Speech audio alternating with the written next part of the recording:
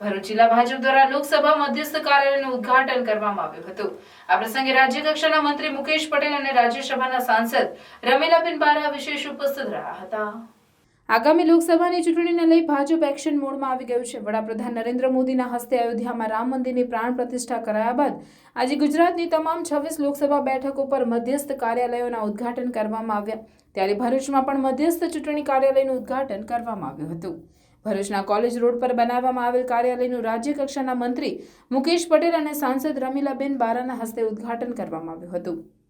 આ પ્રસંગે ભરૂચ જિલ્લા ભાજપના મારુતિ સેટુદરિયા, લોકસભા પ્રભારી અજયભાઈ ચોકસી, સાંસદ મનસુખભાઈ વસાવા, ધારાસભ્ય ઈશ્વરસિંહ પટેલ, અરુણસિંહ રણા, રીતેશ વસાવા, ડીકે સ્વામી, ધારાસભ્ય અક્ષયભાઈ પટેલ ઉપરાંત મોતીલાલ વસાવા, અશોકભાઈ પટેલ, મહામંત્રી નિરલ પટેલ, પૂર્વ ધારાસભ્ય દુષ્યંતભાઈ પટેલ સહિત ના આગેવાનો અને કાર્યકરો મોટી સંખ્યામાં ઉપસ્થિત રહ્યા હતા। આ પ્રસંગે મંત્રી મુકેશ પટેલે જણાવ્યું હતું કે ગત 2 ટર્મની જેમ આ વખતે પણ ભાજપ ગુજરાતની તમામ 26 લોકસભા બેઠકો પર વિજય હાંસલ કરશે અને તમામ બેઠકો 5 લાખ મતથી જંગી લીડથી જીતવાનો પ્રદેશ અધ્યક્ષ CR પાટીલ દ્વારા સંકલ્પ કરવામાં આવ્યો છે। જેની માટે કેટલાય સંકલ્પ લીધા હતા, કેટલાય બાધા લીધી હતી। તેમાંની એક જણની બાધા મને યાદ છે।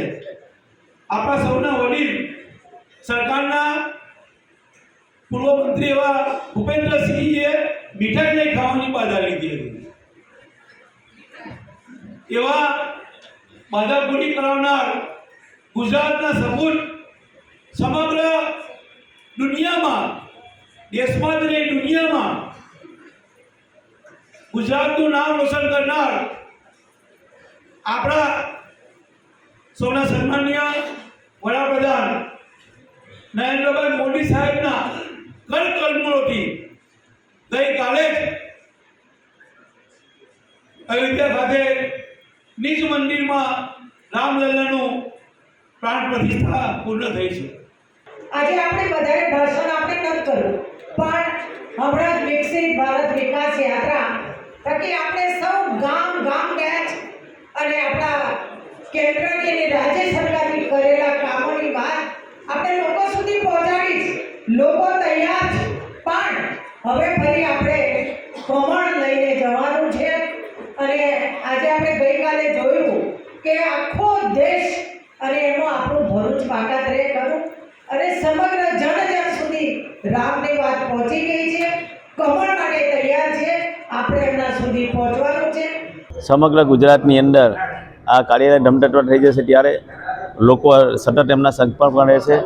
ગઈકાલે જે દેશના વડાપ્રધાન નરેન્દ્રભાઈ મોદી સાહેબે 500 વર્ષથી જેની રાહ જોતા હતા એ રામ જન્મભૂમિની અંદર ભગવાન શ્રી રામના પ્રાણ પ્રતિષ્ઠા કરીને સમગ્ર દેશની અંદર રામ નામની જે ભક્તિ જગાવી છે અને ગઈકાલથી જ આ ભારત દેશની અંદર એક નવા યુગની શરૂઆત થઈ છે।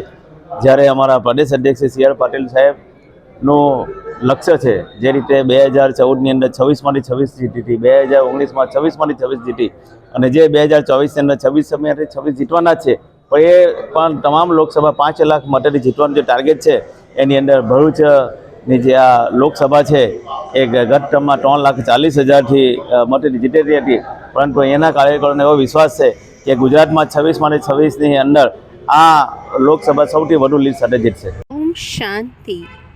ब्रह्मा कुमारी परिवार अनुभूति धाम झाड़ेश्वर माउंट आबू से पधार रही है आदरणीय ब्रह्मा कुमारी उषा दीदी, जो हम सब के सामने त्रिदिवसीय प्रोग्राम करने जा रही है।